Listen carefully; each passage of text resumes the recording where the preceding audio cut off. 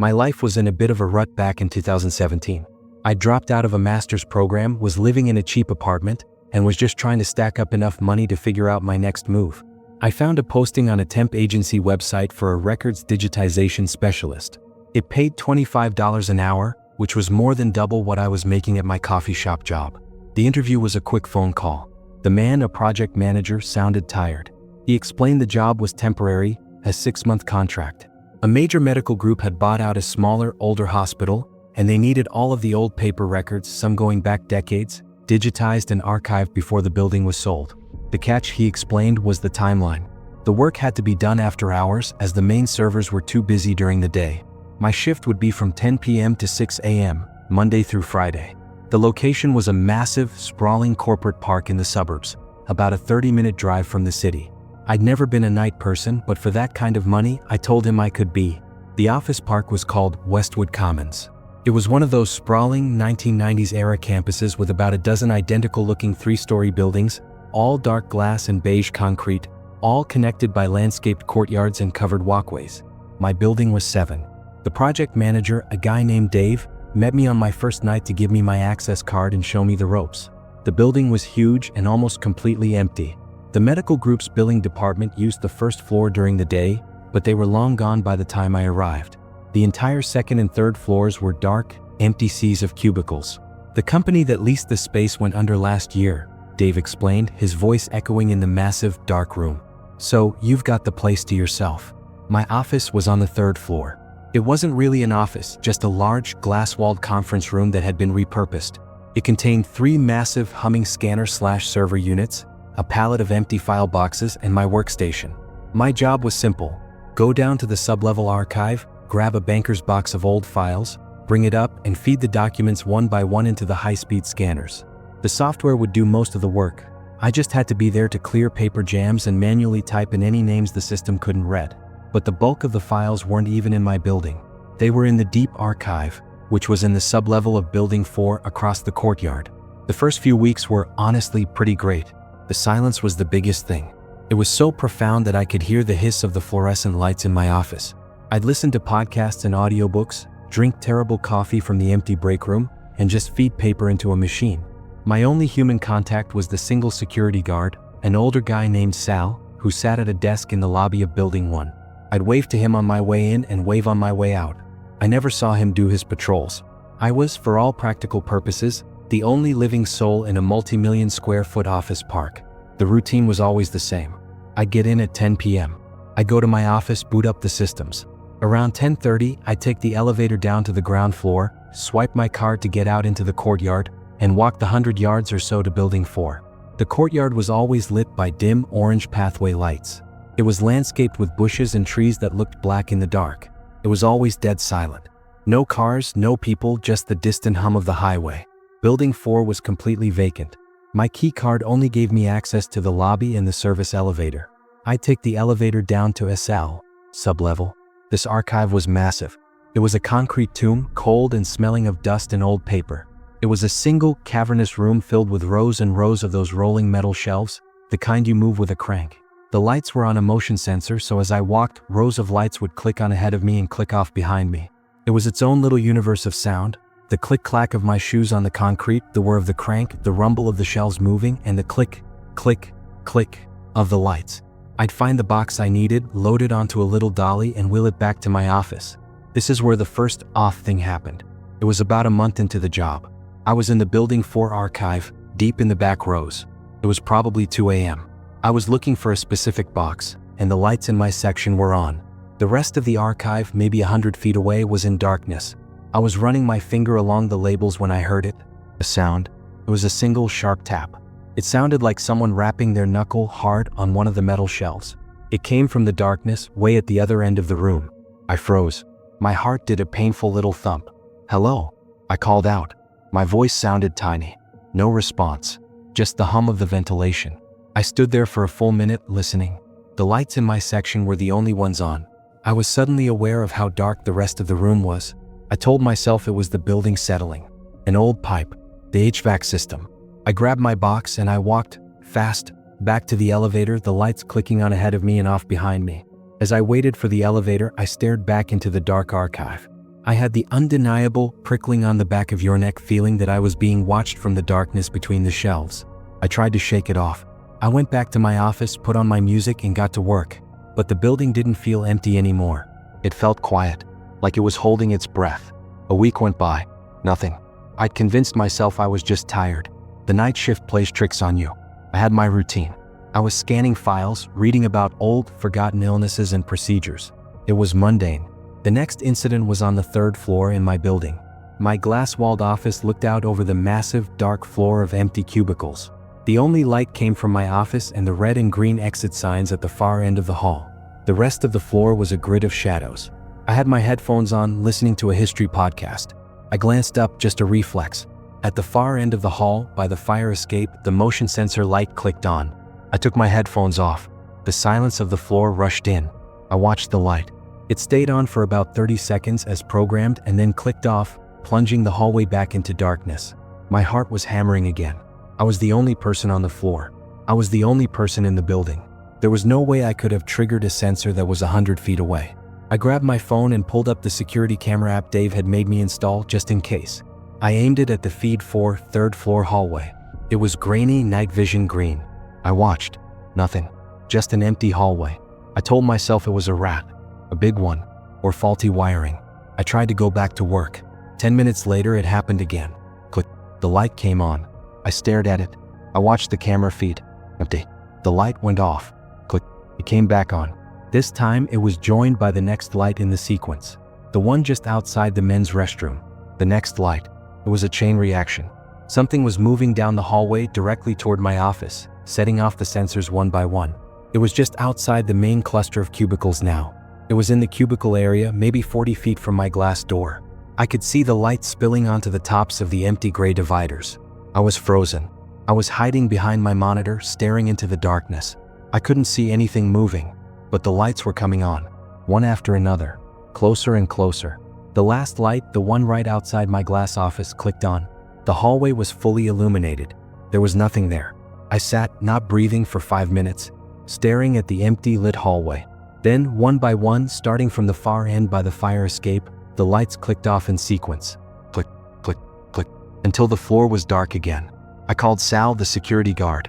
My voice was shaky. Sal, it's Mark in building 7. I think someone is on the 3rd floor with me.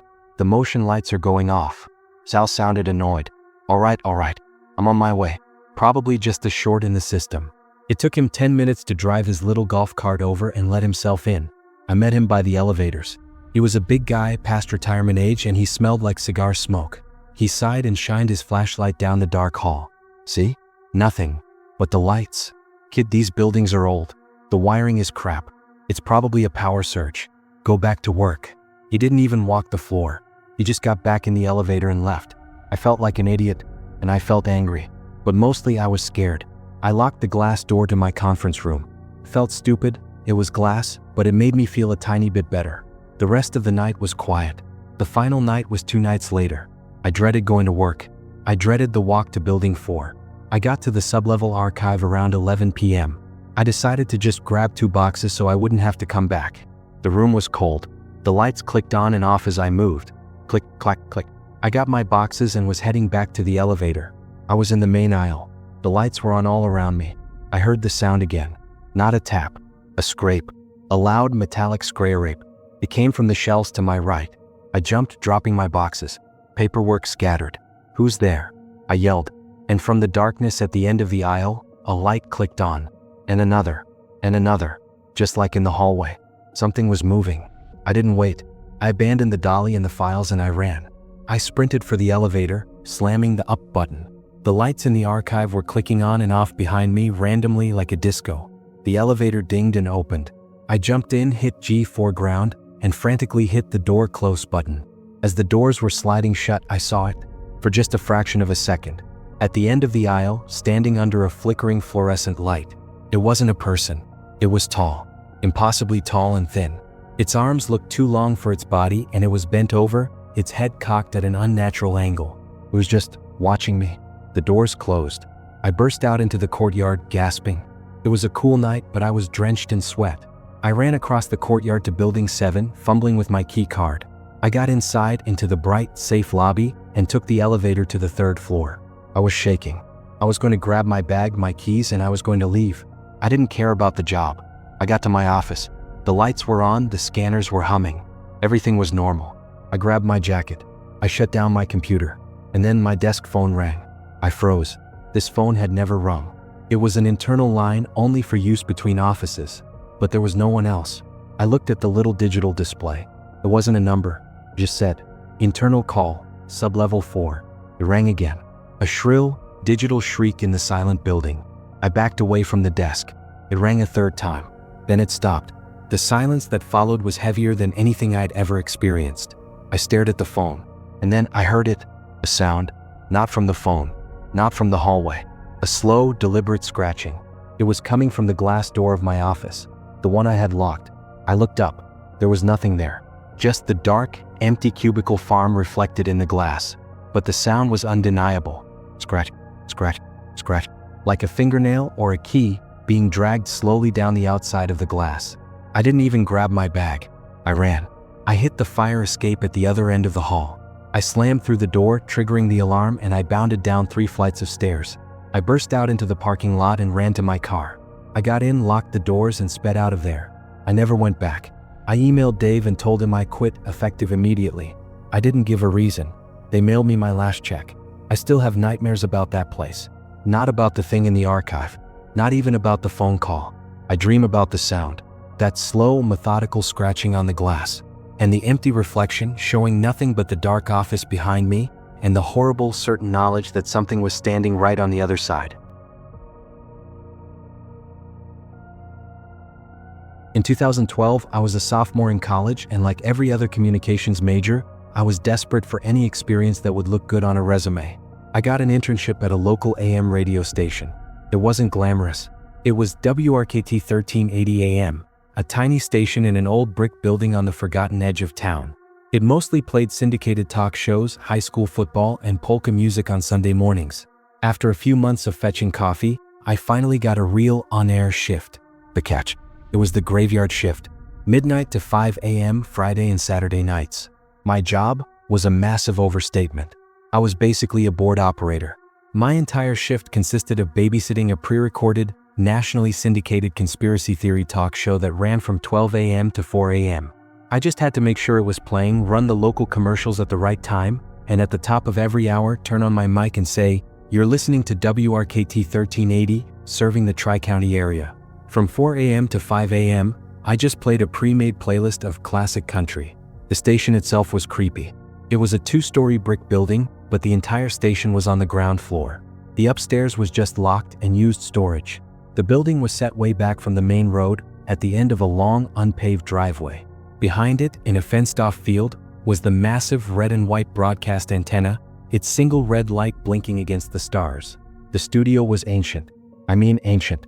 Half the equipment on the board wasn't even hooked up. There was a call-in line with 6 big plastic buttons that hadn't been used since the 90s. The walls were covered in stained, beige-colored acoustic foam. The heart of the studio was the on-air booth, which was a small room with a big, thick, double-pane glass window that looked out into a larger, dark production studio. On the other side of that studio was the master control room, which was basically a closet full of humming server racks. And I was completely, totally, 100% alone. The station manager, Jeff, locked the front door at 5 p.m. When I came in at midnight, I had to unlock a heavy-duty deadbolt, walk through the dark, empty reception area and offices, and lock myself into the studio block. It was just me and the hum of the equipment. For the first few months, it was boring, which I loved. It was quiet. I do my homework, read, and browse the internet on the ancient, slow studio computer. The conspiracy show was bizarre, lots of talk about shadow governments and aliens, but I just tuned it out. It was just background noise. The incident, as I call it, started small. It started with the static. AM radio is prone to interference, especially at night. Storms, solar flares, you get used to it. But one night, during the syndicated show, I heard something under the host's voice. It was a faint, rhythmic static. I checked my levels. Everything looked fine. The transmitter output was solid. I put on my headphones and turned the monitor up. The static was definitely there, but it wasn't part of the broadcast feed. It sounded local, like it was coming from my mic, even though the on-air light was off. I tapped the microphone. The static didn't change. I figured it was just bad wiring in the old building and went back to my textbook. The next weekend it was back. Gage. Only this time it was louder. And it wasn't regular. It had a strange cadence like whispering. I couldn't make out any words. It was just the shape of a voice hidden in the noise. Okay, this is weird, I said to the empty room. I tried to record it. I opened up the station's audio editing software and hit record. I sat in silence for a minute, listening to the static whisper. I played it back. Nothing. Just the faint hum of the broadcast board. I was officially freaked out. I thought I was hearing things, that the isolation and the late hours were getting to me. I got up and walked out of the booth into the dark production studio, just to clear my head. I looked out the window toward the antenna field. The single red light blinked. Blink, blink. It was lonely out there. I went back into the booth, locked the door, and tried to ignore the sound. The next Saturday, I came in for my shift and I had a pit in my stomach. I unlocked the building, walked through the dark offices, and got to the studio. The first 3 hours were fine. No static, no whispers. I was starting to relax. At 3:33 a.m. it happened. The main power to the building blipped. Not for long, just a second. But it was long enough. The lights died, the monitors went black, the humming board went utterly silent. I was plunged into total darkness and the most profound silence I've ever experienced. A second later, the emergency lights flickered on, casting a dim, greenish glow. The server racks in the master control room whirred back to life. My broadcast board lit up, but the syndicated show didn't come back. My monitors, which had been silent, roared to life. Not with the show, but with static. Deafening, roaring, white noise. It was so loud it hurt my ears. I scrambled for the volume knob, and right in the middle of that roar, I heard a voice. It wasn't the whisper. It was a clear, high-pitched, androgynous voice. It sounded like a child, but also like an old woman. And it said, plain as day, just 4 words. I see you, Alex. I fell backward out of my chair. My heart stopped. I'm not exaggerating. It just seized in my chest. I scrambled to my feet, staring at the monitors. The roaring static continued for another 2 seconds. And then, as if a switch was thrown, it was gone. The syndicated conspiracy show faded back in, right where it left off. And the evidence is undeniable, the host was saying. I was hyperventilating. I was clutching my chest. I see you, Alex. Oh, how did it know my name? I hadn't said my name on air. I was just a board op. I looked at my mic. The on-air light was off. I looked at the board. Everything was normal. I wanted to run. I wanted to bolt out of the building and never come back. But I was frozen in place. I slowly walked to the thick glass window that looked out into the dark production studio. I looked past it, through the next window, into the master control room. Just humming racks of equipment. Then I looked the other way, through the big window that faced the back of the building. The one that faced the antenna field. And I saw it. Out in the field, right at the base of the massive antenna, was a light. A small, faint, bluish light. It was just hovering. It wasn't the steady red blinker on top. This was on the ground. As I watched, it moved. It bobbed slowly left and right. I was shaking so hard I could barely stand. Was that the interference? Was someone out there? I was about to call the police. I had my phone in my hand. And then the call-in line lit up. All 6 buttons started blinking, a steady, ominous red. Blink, blink, blink. As I said, this line was dead. It was never used. No one was even listening to this station at 3:30 a.m. on a Saturday. No one could be calling. I stared at the blinking lights. On the 3rd blink, I hit the dump button, a panic button that would give me a 7-second delay if I answered, just in case someone swore on air. I took a shaky breath. I pressed the line 1 button. WWRG, I stammered. You're on the air. At first, nothing. Just the sound of an open line. And then, the static. Sound. But it wasn't faint. It was deafening. It was coming from the phone. It filled my headphones. It was so loud and rhythmic that it sounded like breathing. A giant, mechanical, rasping breath. I screamed and slammed the line 1 button, cutting the call. The light went out, and all 6 lights lit up again, blinking, in unison. I didn't answer. I backed away from the board, and that's when I heard a new sound. Click. It was the sound of a door opening. It came from the hallway outside my locked booth. I looked through the small window in the booth door. The on-air light outside the booth in the dark hallway had turned on. It was glowing a bright, hellish red. It wasn't supposed to be on. My mic was off. As I watched, it clicked off, then on, then off. Click, click, click. Someone was in the master control room on the other side of the production studio. Someone was flicking the station's main on-air switch. On and off, on and off. I was trapped. The only way out was through the production studio and past the master control room. I huddled in the corner of the booth, phone in my hand, dialing 911, and then the flicking stopped. The hallway light stayed off.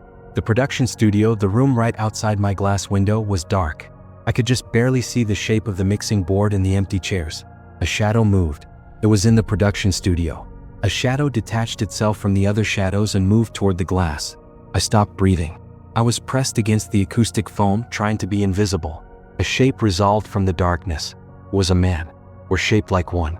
He was tall, incredibly tall and thin, his limbs like sticks. He moved with a jerky, unnatural gait. He stopped right in front of the window, not 2 feet away from me, on the other side of the thick glass. I couldn't see his face. It wasn't there. Where his face should have been was a chaotic, buzzing, electrical blur, like a TV tuned to a dead channel. It was the visual representation of the static I'd been hearing. He stood there, looking at me. I could feel the buzzing even through the glass. Then very slowly he raised a long, thin hand. He pressed his palm flat against the glass. I lost it. I screamed, a high-pitched, terrible sound. I hit the send button on my 911 call and just yelled, "Help me, WRKD radio, help." And then I heard the sound, a heavy, booming knock. He was hitting the glass. Knock, knock, knock. I scrambled under the console, curling into a ball, my hands over my ears. The knocking continued, impossibly loud. Knock, knock, knock. It was shaking the whole booth. And then, it just stopped. The silence was just as bad. I stayed under the desk, crying for what felt like an eternity. I heard the distant sound of sirens. I heard a car door and then heavy footsteps. Sheriff's office. Open up. I crawled out. The static man was gone. The production studio was empty. I fumbled with the lock and burst out into the hallway, right into a very surprised-looking deputy. They swept the building. It was empty. The front door was still locked, just as I'd left it. But the back door, the one that led out to the antenna field, was wide open.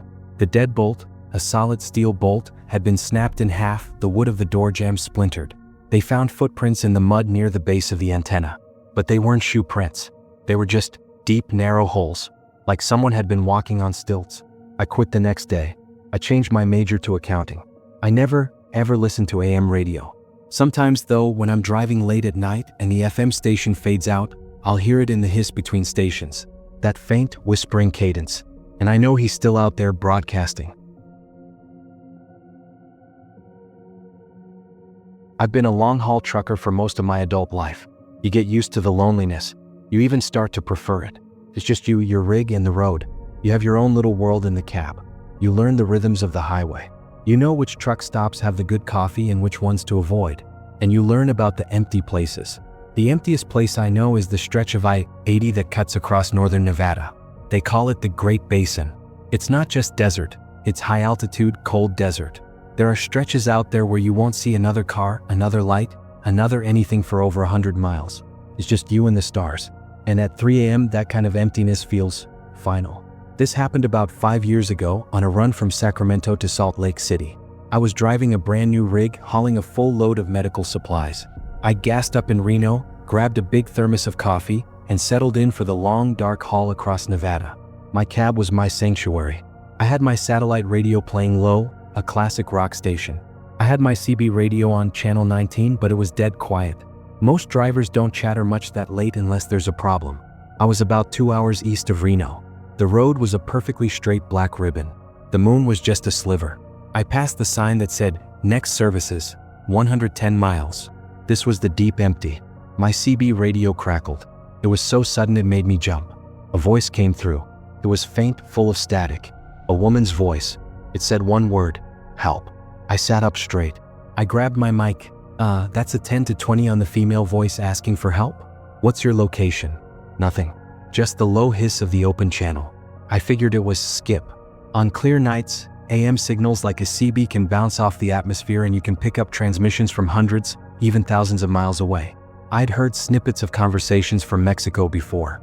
I shook my head, took a sip of coffee, and kept driving. About 20 minutes later, the CB crackled again. "Help me, please." It was the same voice, but this time it wasn't faint. It was crystal clear. It was so loud and so close that it sounded like she was sitting in the passenger seat next to me. I slammed on my brakes. The rig groaned, but I brought it to a stop in the middle of the empty interstate. I looked in every mirror. I looked all around me. There was nothing. Just miles of dark sagebrush in my headlights. The road was empty, front and back as far as I could see. "This is Kilo Bravo 7-7-2, where are you?" I yelled into the mic. "I'm at mile marker 90 on I-80 eastbound. Is anyone there?" The radio hissed, and then the voice came back. It wasn't asking for help. It was humming. A little tune. A nursery rhyme. I recognized it instantly. "Row, row, row your boat." A chill went down my spine that was so cold it felt like ice water. It was just this high, thin, warbling hum. "Row, row, row your boat gently down the stream." I put the truck in gear and I floored it. My heart was pounding out of my chest. I turned the CB radio off. I just clicked the knob. Silence. I drove for maybe 10 minutes, my eyes glued to my mirrors. The road was still empty. I was telling myself it was a prank. Some idiot with a powerful transmitter hiding in the hills, messing with truckers. It had to be. I reached for my coffee and my hand brushed the CB. I don't know why, but I turned it back on. Instantly, without a crackle or hiss. "Merrily, merrily, merrily, merrily, life is but a dream." It was singing the words now. The same thin female voice. I yelled and turned the volume knob all the way down. But the voice didn't get quieter. It stayed at the same clear, horrifying volume. It was coming through the speaker even with the volume at 0. I reached over and ripped the power cord right out of the back of the CB unit. The singing stopped. I let out a breath I didn't know I was holding. I was sweating. My hands were shaking on the wheel. "Just a prank?" I said aloud. "Just a messed up psycho prank?" I checked my mirrors again, and I saw headlights. They were far back, maybe a mile, but they were coming up fast. I was already doing 75. This person had to be doing well over 100.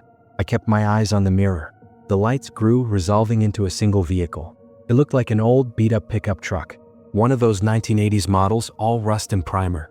It didn't slow down. It just kept coming, closing the gap. It got right on my tail. Right on my bumper. So close I couldn't even see his headlights anymore, just the glow under my trailer. "What is this guy's problem?" I growled. I flashed my trailer lights, the signal for back off. The truck didn't back off. It swerved into the left lane, the fast lane, and pulled up alongside me. I looked over.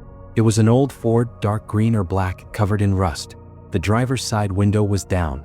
It was cold out, had to be near freezing, but the window was down. I couldn't see the driver.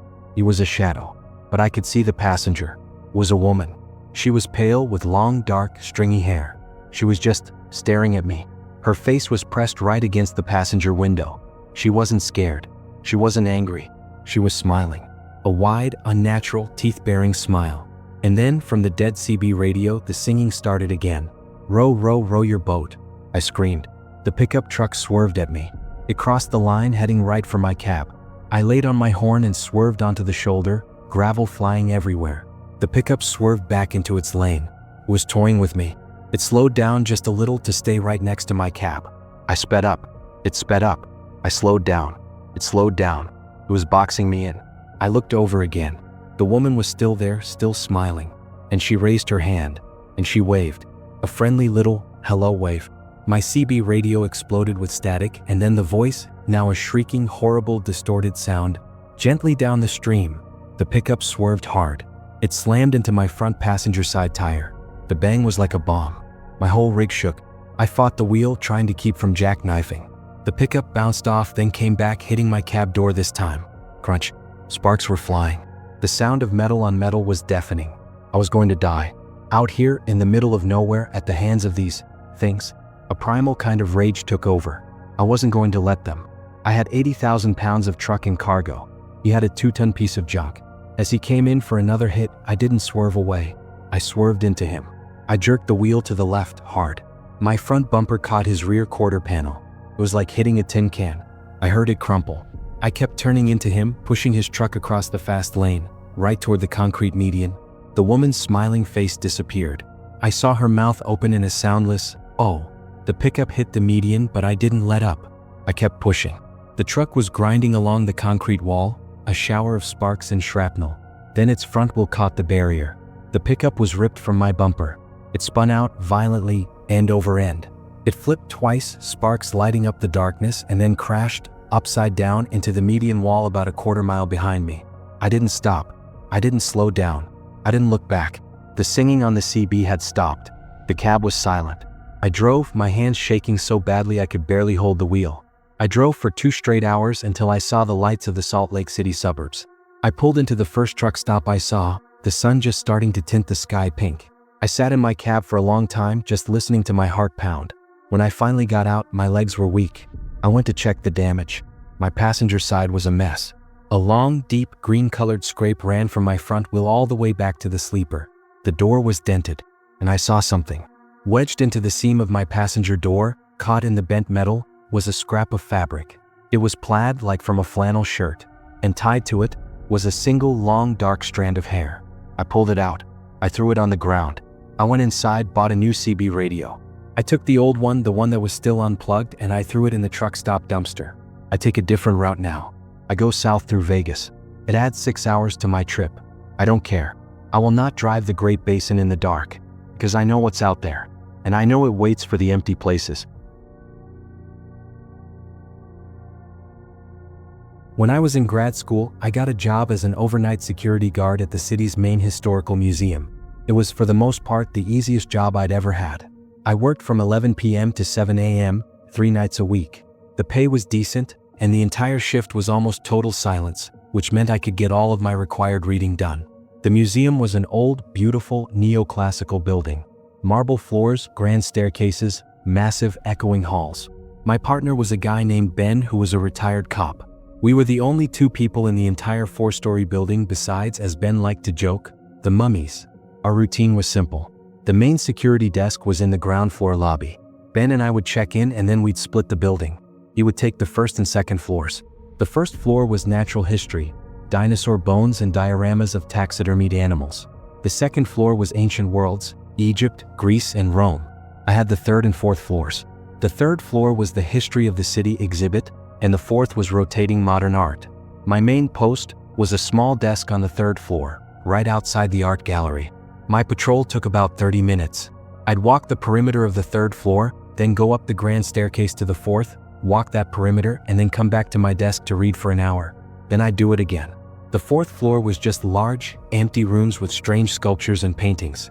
It was brightly lit and sterile. It never bothered me. The third floor, that was different. The history of the city exhibit was designed to be immersive. It was dark. The pathway snaked through a series of elaborate, full-scale dioramas. You'd walk on fake cobblestone streets, past a replica blacksmith shop, a 1920s jazz club, and a 1950s living room. And all of them were populated with mannequins. I hated those mannequins. They were the expensive, realistic kind with glass eyes that seemed to follow you. The blacksmith, the flapper, the tailor. The worst one was the 1950s family. A man in a cardigan, a woman in a house dress, and a little boy in pajamas, all staring at a big, boxy, non-functional television. Their smiles were too wide. Ben and I had walkie-talkies. We had to check in every hour. Ben, third floor clear. Roger, Sarah, first floor clear. It was mundane. This all happened on a Tuesday in November. It was cold and raining. The sound of the rain on the massive skylights on the fourth floor was the only noise. I was at my desk around 2 a.m., reading a dense book on political theory. My walkie crackled. "Sarah, you on 3? It was Ben. "Yeah, Ben. I'm at the desk. All clear. You." There was a pause. Yeah, all clear on 2. "Hey, you didn't come down to the Egypt exhibit, did you?" "No, I've been up here." "Okay, all right. Just, my eyes are playing tricks on me. Thought I saw someone standing by the main sarcophagus. Must be a shadow. You want me to come down?" I asked. Nah, I'm good. Just an old building, you know? Creeps me out sometimes." "Roger that," I said, but it unsettled me. Ben was ex-military, ex-cop. He wasn't the type to get spooked by shadows. An hour passed. 3 a.m. Time for my patrol. I got up, stretched, and started my loop. I walked through the fourth floor gallery. The strange, abstract sculptures cast long, weird shadows. Everything was silent, just the shush of my own footsteps on the polished floor. All clear.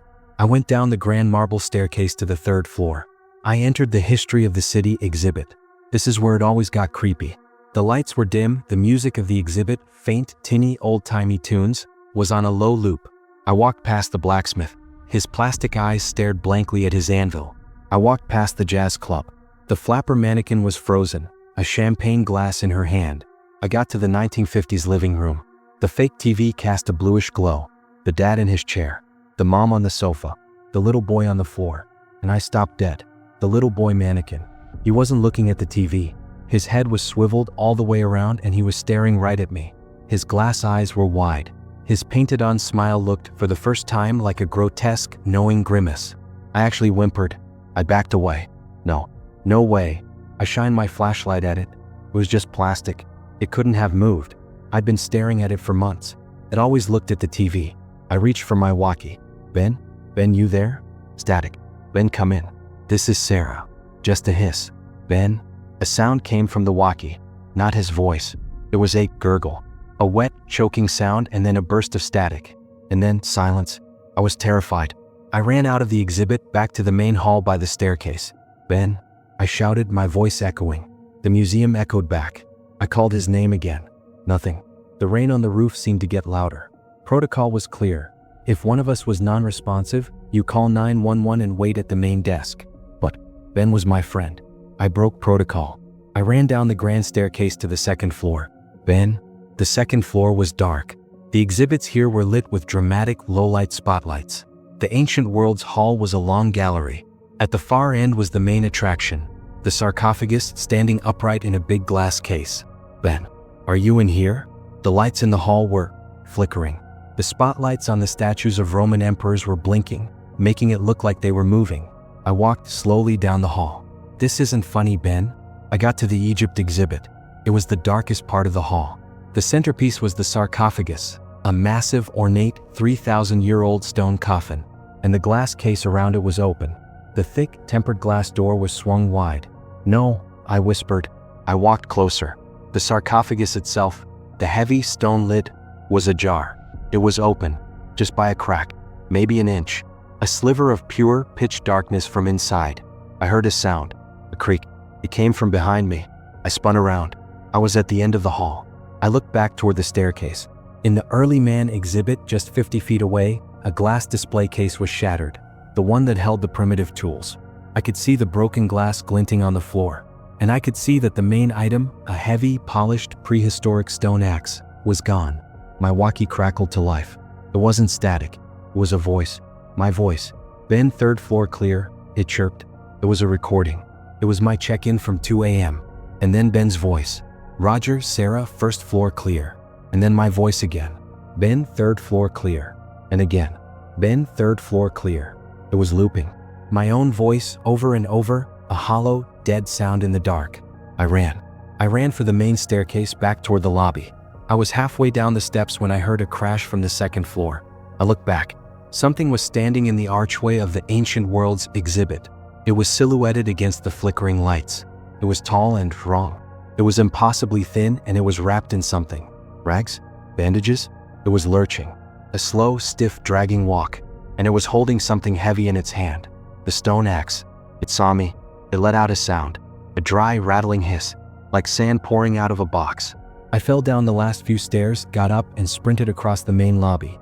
I got to the security desk, slammed my hand on the silent alarm, and dove behind the solid marble counter. I could hear it on the stairs. A heavy, stiff thud, scrape, thud, scrape. It wasn't walking. It was dragging a leg. I hid. I made myself small. I heard it enter the lobby. The scrape, scrape, scrape on the marble floor. It was looking for me. I could hear its dry, rattling breath. It was getting closer. And then, the sirens. Faint but getting louder. The scraping stopped. I heard a heavy thud as if it had dropped the axe. And then a sound I can't explain. A heavy, fast scuttling. It wasn't walking. It sounded like a giant insect. It was moving away from me back toward the stairs. I stayed hidden until I heard the police burst through the front doors shouting. They found the museum empty. Except for me. They found the shattered display case. They found the stone axe lying on the floor of the main lobby. They found the sarcophagus lid wide open. The prop mummy inside was gone. They found Ben about an hour later. He was locked in a utility closet on the first floor by the dinosaur exhibit. He was hysterical. He said he'd seen one of the taxidermy wolves move. He'd gone to check it and something grabbed him from behind with iron strength and threw him in the closet. He said it didn't feel like a person. It felt, he said, like rock. They also found the 1950s diorama. The little boy mannequin wasn't staring at me. It was gone. The police found it in a different part of the exhibit, stuffed behind the blacksmith's forge. The museum hushed it all up. Vandalism. Ben and I both quit. I had to take the rest of the semester off. I still don't know what happened. Was it the mummy? Was it a mannequin? Or was it just the museum, the old, dark, quiet building playing tricks on us? Ben thinks the place is awake. I don't know what I think, but I know I'll never go to a museum again. Not at night, and not alone. When I was 19, I had what I thought was the perfect job for an insomniac night owl. I was the delivery driver for the County Ledger, our small local newspaper. This wasn't a morning paperboy route. This was the dead of night route. My job started at 1 a.m. I'd drive my beat-up 1998 hatchback to the printing press on the edge of town, load up the back with about 400 bundled papers, and then drive a 60-mile loop through the most rural, isolated parts of our county. These weren't suburban houses. These were farmhouses and trailers set way back from the road. Long, unlit gravel driveways. Roads that were just dirt tracks through miles of cornfields or dark, dense woods. My route took me from 1 a.m. until about 4:30 a.m. It was lonely, but I liked it. I had a thermos of terrible coffee and a box of old punk rock mixtapes. My routine was a blur of driving fast on dark roads, the windows down, music blaring. I'd slow down, pull into a driveway, and use my perfected toss to thwack the rolled-up paper onto the front porch. Thwack, thwack, thwack, 400 times a night. I'd been doing the route for about 3 months. I knew every pothole, every sharp turn. I knew which houses had dogs that would bark, and which ones were dark and silent as a grave. One of the last houses on my route was Old Man Hemlock's place. Hemlock's farm was creepy, even by rural standards. It was at the end of a long, dead-end dirt road. The driveway itself was at least a quarter-mile long, winding through a stand of skeletal, dead-looking trees. The house was an old, unpainted, 2-story farmhouse that was falling apart. But he paid for his subscription, so I delivered. One night, it was around 3:45 a.m., I turned onto Hemlock's Road. No moonlight, just my high beams cutting through the darkness. I drove up the long, creepy driveway.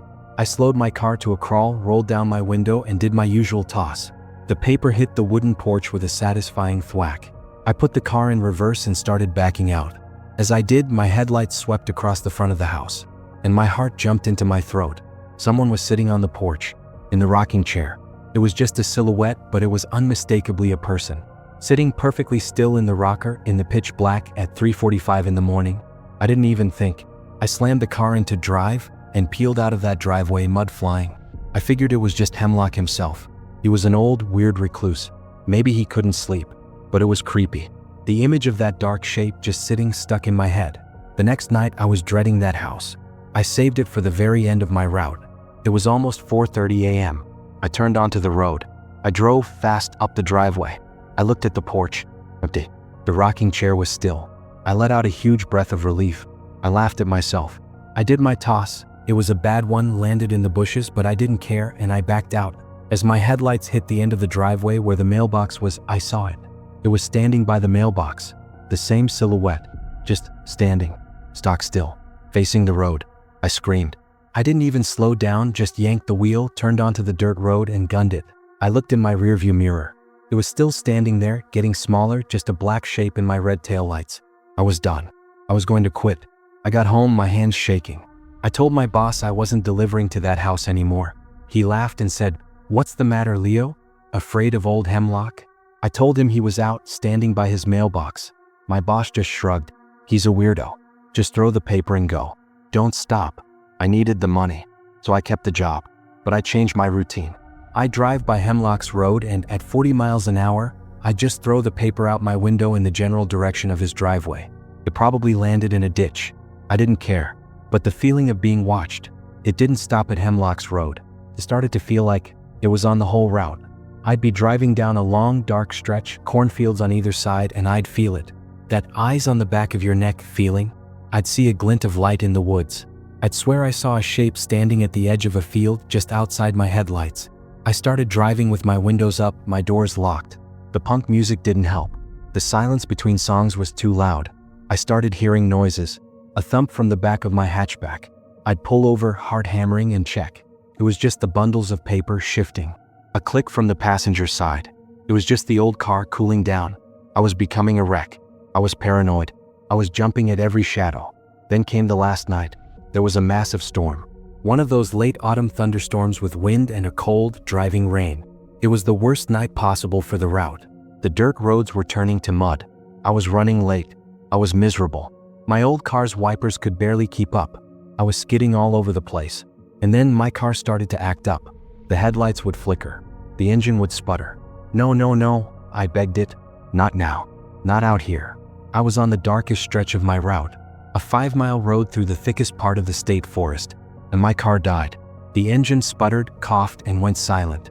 The headlights went out. The music died. I was plunged into total darkness and silence, save for the hammering of the rain on my roof. I was in the middle of nowhere. It was 3 a.m. My phone, of course, had no signal.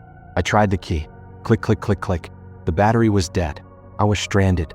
I put my head on the steering wheel, just overcome with despair. I was going to have to wait here in the dark until morning, until someone found me. I sat there for maybe 20 minutes, just listening to the rain. I was terrified. Every time the lightning flashed, the trees on the side of the road looked like skeletons reaching for me. I was starting to drift into a panicked half-sleep when I heard a thump. It came from the back of the car. I sat bolt upright. Hello? It wasn't the papers. I'd already delivered most of them. This was a solid, heavy thump. Who's there? I yelled. Thump. It was coming from the hatchback, the trunk area, right behind my head. I stared at my rearview mirror, but it was pitch black. Thump, thump, thump. Something was in my car. I screamed. I fumbled for the door handle. It was locked. I unlocked it, threw it open, and tumbled out into the mud and the rain. I got to my feet and ran. I just ran down the dark, muddy road. I didn't get far. I slipped in the mud and went down hard. I was sobbing. I looked back at my car maybe 50 feet away. In the next flash of lightning, I saw it. The hatchback door was open, and a figure was crawling out. It was tall and thin. It stood up on the road in the pouring rain. I couldn't make out any features, just a long, dark, stick-like shape. It turned its head. It was looking right at me. I scrambled to my feet. I ran. I didn't look back. I just ran, slipping and falling in the mud through the dark woods for what felt like hours. I finally hit a main road. A sheriff's deputy found me at 5 a.m. walking, covered in mud, in a state of shock. I told him my car broke down. I told him I got scared and ran. I didn't tell him what I saw. He wouldn't have believed me. They towed my car. The mechanic said the battery was fine. The engine was fine. But the ignition coil was fried, scorched like it had been hit with a massive electrical charge. The strangest part? The deputy who found me said I was lucky. I was on Old Hemlock Road. I'd never been on that road. It wasn't my route. It was the dead-end road, the one I'd been avoiding for weeks. I never went back. I never found out what happened to Old Man Hemlock.